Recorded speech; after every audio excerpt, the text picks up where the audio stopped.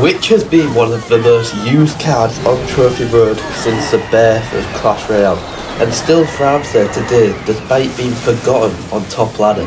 Which is why for the people trying to complete Trophy Road, I'm going to show you the 4 most important tips you need to know when playing with her in the next 4 minutes.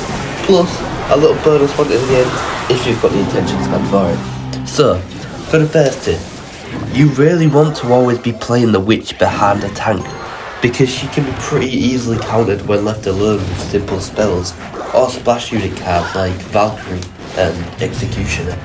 But the most common tank she pairs with is Giant in Giant Graveyard decks, but any sort of tanky win condition works.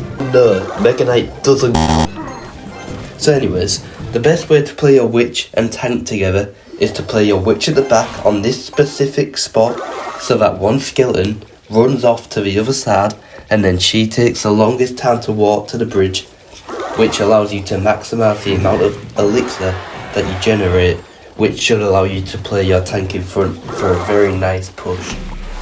Now, if you're actually paying attention instead of trying to come up with excuses to put Mega Knight in your deck, you probably wondered why I told you to place the witch specifically so that one skeleton runs off to the other side.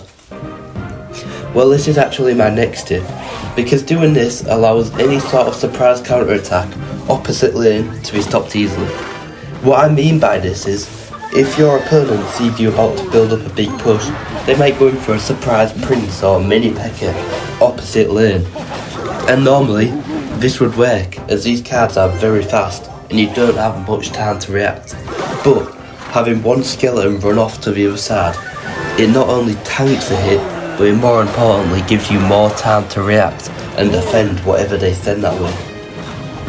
Now, tip number 3 is a very easy one to implement into your game, and that's to not play your witch at all if your opponent has a mother witch. If you play your witch and your opponent plays their mother witch, you will lose the game right there. It's as simple as that.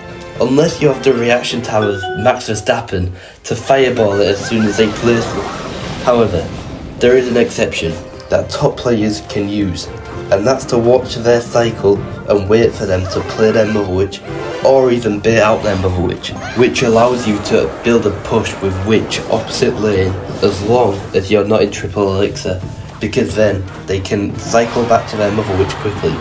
This may seem like a pretty obvious tip, but with the introduction of the Eva witch, mother witch's usage rate has skyrocketed, so you're reversing her a lot more this season. For tip number 4, we have a classic mid-ladder mistake, and that's to not drop your witch at the bridge. Seems pretty obvious, doesn't it? But the amount of players I see do this around the 3,000 to 6,000 trophy range, and sometimes even higher, is ridiculous.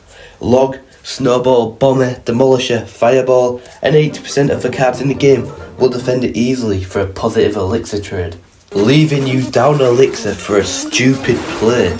And now the bonus tip for the people that stuck around to here, and that is to stick her in the middle when defending big pushes, because her skeleton will run towards their push, protecting your witch from damage, and also it doesn't allow them to get spell value with a fireball or a snowball, because she is spread apart from the tower. And if you implement not only this tip, but all of these tips into your matches, games will become a lot easier and you will become a better Clash Royale player.